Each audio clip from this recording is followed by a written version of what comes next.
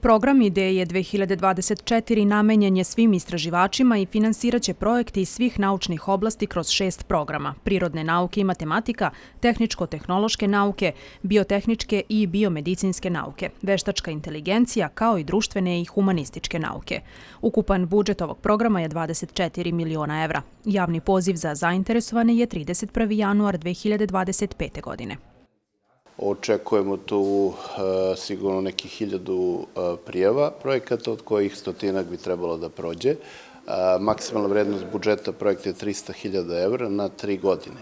Mogu da se prijave svi istraživači na fakultetima, institutima koji su registrovani kao naučno-istraživačke organizacije i naravno ono što je najbitnije, mladi istraživači, doktoranti koji takođe imaju zvanja istraživačka kao saradnici ili kao istraživači u svojim institucijama. Otvoren je javni poziv za program saradnje srpske nauke sa dijasporom, podrška za istraživačke posete naučnika iz dijaspore naučnicima u Srbiji. Ukupan budžet ovog programa je 800.000 evra, a konkurs je otvoren do kraja decembra.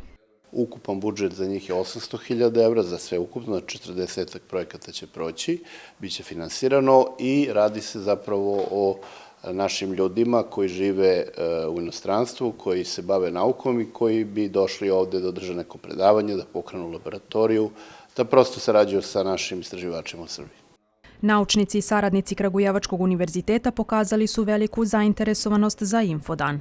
To nam govori da su naši istraživači, bez obzira na rezultate koje su postizali u prethodnim pozivima, i dalje vrlo zainteresovani, na što smo mi jako srećni i ponosni.